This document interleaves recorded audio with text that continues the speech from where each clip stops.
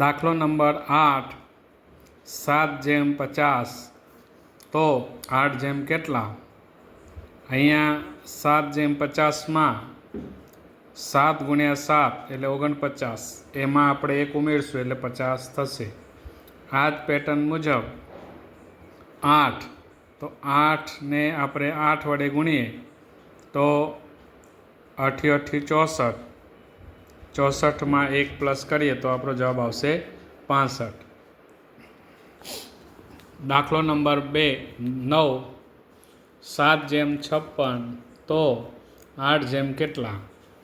અહીંયા આપણે જોઈએ તો 7 × 8 એટલે 7 × 8 = 56.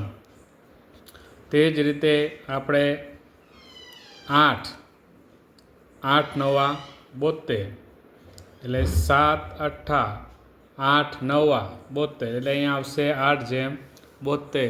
ગુણાકારનો સમસંબંધ અહીંયા નિયમ લાગુ પડશે.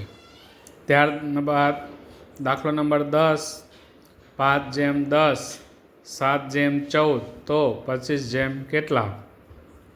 અહીંયા 5નો 2 વડે ગુણાકાર છે, 5 × 2 = 10. તે જ પદ્ધતિ મુજબ 7 × 2 = 14, 7/14. આ પેટર્ન મુજબ આપણે જોઈએ તો 25, તો 25 × 2 એટલે 50, એટલે આપણો જવાબ આવશે 25/50. અહીંયા ગુણાકારનો સમસંબંધનો નિયમ લાગુ પડે. ત્યારબાદ દાખલો નંબર 11 2/8 તો 5 કેટલા?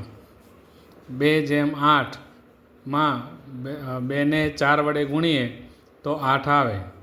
તો તેવી જ રીતે 5ને પણ આપણે 4 વડે ગુણશું તો અહીંયા આપણે જવાબ આવશે 20.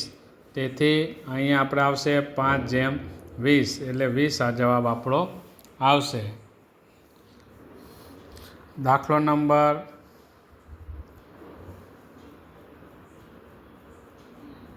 12 169/13 તો 225 કેટલા? તો અહીંયા આપણે જોઈએ તો 169માં જે 169 છે તે 13નો વર્ગ છે, એટલે પૂર્ણવર્ગ સંખ્યા છે. તેવી જ રીતે આપણે અહીંયા જોઈએ તો 225 પૂર્ણવર્ગ છે, તો તેનો વર્ગમૂળ 15 થાય.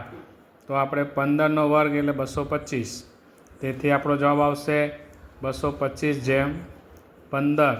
તે આપણો જવાબ આવશે. આમાં વર્ગ અને વર્ગમૂળનો નિયમ એ લાગુ પડે છે. ત્યારબાદ દાખલો નંબર 13 56/8 તો 63 ખાલી જગ્યા. તો અહીંયા 56/8 છે, તો અહીંયા 56 છે, અહીંયા 8 છે, તો 7ને આપણે 8 વડે ગુણીએ, 8ને 7 વડે ગુણીએ તો 56 આવે છે. તો તે જ રીતે અહીંયા 63 આપેલા છે, તો 63માં જે 7ને કોની સાથે ગુણીશું તો 63 આવશે, તો કે 9 સાથે. તો અહીંયા આપણે જવાબ આવશે 9. 63/9, 9 × 7 = 63, 8 × 7 = 56.